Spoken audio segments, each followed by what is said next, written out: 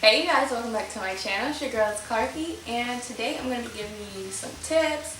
We're really just talking about how living off campus and on campus differs, mostly the financial aspect of those two.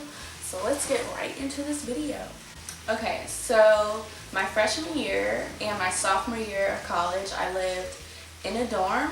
So my freshman and sophomore year, I went to Christopher Newport University. So the thing is with living in a dorm, you have to pay your room and board fee every semester.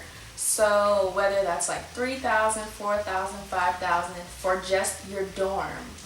And your dorm may or may not have a kitchen in it. So when it comes to that, you also have to buy a meal plan, which is just as expensive. Usually like $4,000 for a meal plan.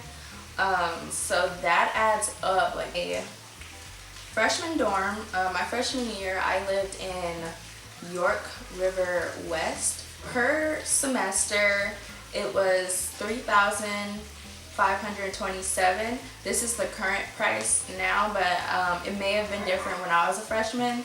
And then board was $2,203, and then the total cost for that semester was $5,730. So yeah, that's that. So like over a year, you're paying probably close to $11,000, $12,000 for room and board by itself. Sophomore year, I lived in James River Hall.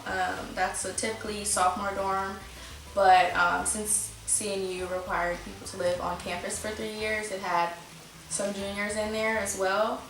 But so I lived in a double room suite. Mine did not have a kitchen. Some of them have kitchens. So the room cost was $3,527, and then board was $2,203. Same as the freshman dorm. You're not getting a lot, but you're paying almost $6,000 a semester for room and board. Campus, you don't really have to worry about paying utilities. You don't have to pay a landlord each month. You don't have to go and buy groceries, things like that. So that's something you're not really interested in doing, or you don't think you would be ready to take that step and having a landlord paying bills and stuff, then a dorm may be the best option for you. My junior year, this past year, I switched schools to ODU campus apartment. I have a video showing what my room looks like. We have a 2-bedroom. We live in a duplex, and we have a kitchen. We had to get our own washer and dryer, so that was the thing. That's the only thing I would say with living off campus is all of these extra expenses that you don't really think about when you're living off campus. So like buying a couch if you don't have one. Like if your family can't give you a couch, like an old couch or something, then you'd have to go and buy a couch, or you don't have a couch or something like that. And getting stuff for your room and things like that, and buying a washer and dryer. So those little things add up, but I would say it's not as much as a dorm. So if you don't have a roommate, your room could range from, I think, like $600 to maybe like $800 or $900, just like for a 1-bedroom apartment. And then, but typically right around campus, and if you're not worried about something that's too fancy, it'll probably be around $600. But if you're getting a 2-bedroom, usually the price is like a little bit less than that, like $500, maybe $600 sometimes. If you have a bigger place or a nicer place, it'll be like around $600. And then you have more roommates, you can get a bigger place, and then you pay like $400. Some people live in a really nice apartment building, and it's like a 4-bedroom apartment, and they pay like $300 each or something. So you can find things that are like pretty affordable.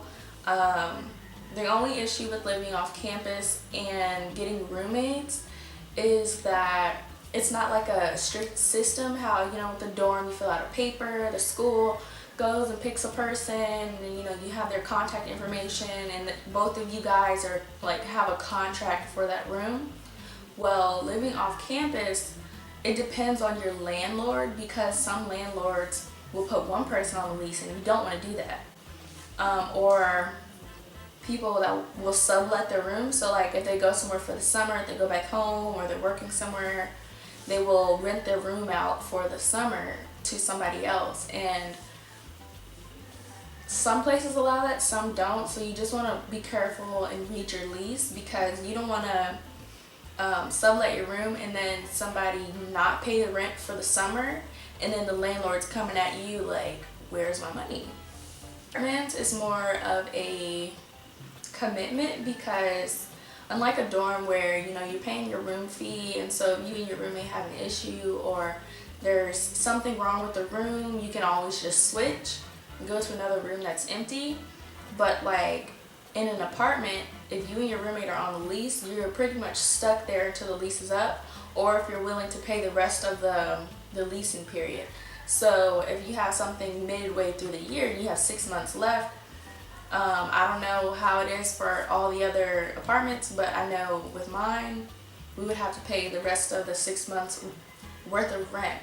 The off-campus housing is way cheaper, like compared to paying, so say you live in a 4-bedroom house and each one of you are paying $395 a month, and for a semester that's literally less than $1,000, compared to living in a dorm where you're paying $5,000. So that's a really big difference. It just all depends on what do you want. So of course, living on campus, there's more security. You have to have a key card to get in the buildings, like things like that. Off campus, I mean, you're living in neighborhoods, so it's a little different. Another benefit for living off campus is you don't have to pay for a parking permit. I know some schools you pay per semester, and it may be like $250 per semester, or it'll just be $250 for the whole year. The pros and cons of living on campus or off campus. So on campus, I would say security. You have RAs and stuff that check up on you, so if you get homesick or you don't know what to do, there's those people. It's more expensive. You have to buy a meal plan, you have to buy a parking permit. Stuff is temporary, so like every year you have to move your stuff in and out. Living off campus, you may have a 12-month lease, so if you go somewhere on vacation, you leave all your stuff, you can come back whenever you want. There's not as much security, so security is one of the things you can check and see what you can do, like getting light bulbs or changing the locks or finding houses or apartments in areas that are safer.